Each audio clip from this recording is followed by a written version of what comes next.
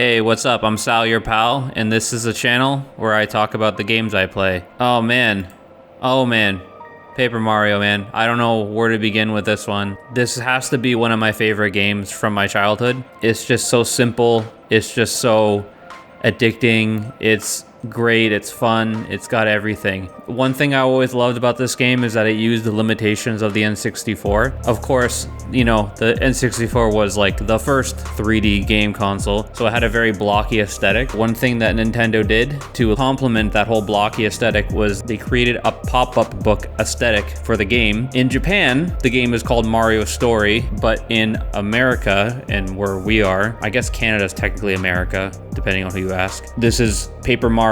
It is the follow-up to Super Mario RPG, but when it came out here, it was its own kind of thing. And it came out at the very end of the N64 life cycle. So I always saw it as like a swan song to the N64. And it was so good. It was so fun. It was so just a wonderful game to play. I have so many good memories playing this game. One that really comes to mind was I would have been around 9 at the time this game came out, which is the peak age for anyone to have the N64 in their life. I had 2 other cousins, little cousins that were younger than me. I would babysit them, and they weren't that far away from me in age, but you know, one was 2 years younger than me, and then the one was 2 years younger than him. And we'd play this game, and it was such a fun game to play together. I remember as kids. And one thing we used to do is I would play as Mario, or we would take turns or whatever, and one of my cousins would play as one of the buddies. The game's an RPG, so it's a turn-based RPG, kind of like Pokemon. It's very simple and it makes sense. So you start off, you have a hammer, and you can jump on enemies. So the very first enemies you fight are Goombas, and then eventually you find spike Goombas with the little spike heads, so you can't jump on those guys because they'll hurt you. So you have to run up beside it and smash it with your hammer. But then there's the flying Goombas where you can't smash them with your hammer. You have to jump on them. So there's this very, very simple, but it gets really deep later on, like battle system that adds more and more as it goes on. And your buddies are very integral to figuring things out and getting through the game. I remember when we got to the desert level, and we got the ghost, which was Bo. To use her attacks, you have to like quickly basically spam left on the control stick. And I remember I was the only one, because I was the oldest, I was the only one who was able to pull that off.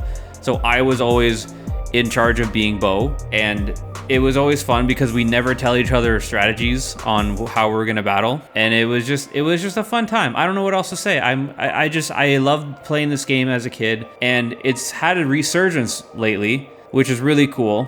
And the systems made sense. You have one attack, you know, sometimes enemies have one defense, and it made sense. It's numerals. It was just simple numbers, 1 to 10, you know, 1 attack, 2 attack.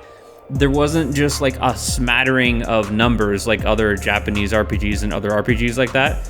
You didn't have to be a mathematician to figure out what you were doing. There's no branching skill trees. They have badges, which play into the strategy of the game, and badge points and flower power, which you use to basically use your strong attacks. I played through the game leveling up mainly my badge power and then my flower power. And then when I got to the final battle, I had a badge that once I was in peril, which was 1 health left, my attack went up by 4. So my final battle with Bowser was basically like a game of trying to get him to get me to 1 health so I can use strong attacks and finish him off. Also, I had a badge to like make it so that they'd occasionally miss, so that played into my strategy. Everything about the game is just whimsical, fun. It had a great vibe, and it's funny, Banjo-Kazooie, which is my favorite game of all time, that wasn't the reason I wanted to get Nintendo Switch Online plus expansion pack. It was actually Paper Mario. I've played Paper Mario every single time it's come out. I played it on the Wii Virtual Console when it came out. I put so many hours into that version of the game, and I have memories of that version of the game too.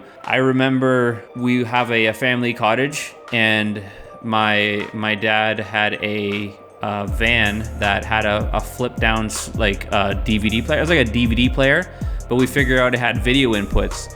So I remember bringing my Wii and playing Paper Mario all the way up there. Yo, I don't usually go back in and re-record, but I just wanted to emphasize the fact that I was playing Paper Mario in a car was a big deal back in the day. Now you can like load anything on your smartphone, but like I didn't have a smartphone when I was a kid.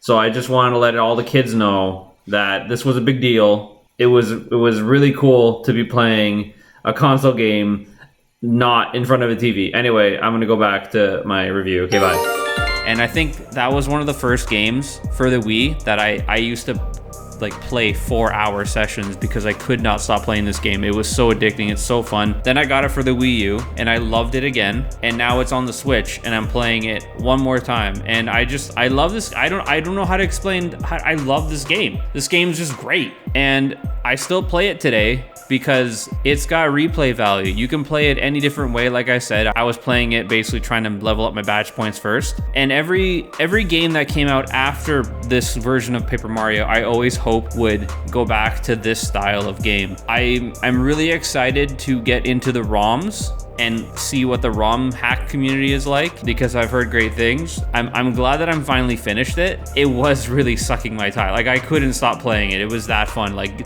the boss battles were the main reason why I wanted to play this. I wanted to play. One thing I want to mention before I finish this, Paper Mario A Thousand Year Door was better. Yes, it was better, but they haven't ported that game over in any way yet. Unfortunately, like I sold it to EB Games when I was a kid because they were offering $30 at the time. So at the time, I traded what was once considered the greatest game on the GameCube by some people for $30 of EB Games trade-in credit. I didn't have a job at the time. I was pretty dumb. I'll make a video about how much I've really destroyed my game collection just selling to EB Games. Ever since then, I've been trying to buy it back, and I still haven't found like a good copy of it because they're so expensive now. That's just what it's all about now. But yeah, I just wanted to make a video talking about how much I love this game.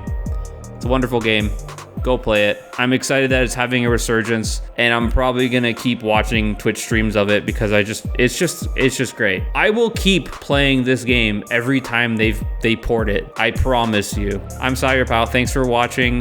Go ahead and subscribe. Go ahead and hit that like button. My cat's sneezing. It's probably picking up on the mic. She's super annoying. She's been annoying me this whole time. She doesn't know who I'm talking to. She needs to go away. Go away. Go away, please. Okay, thanks guys. I appreciate all the love I've been getting for this YouTube channel, and I'm gonna keep making videos, so keep watching. Okay, bye.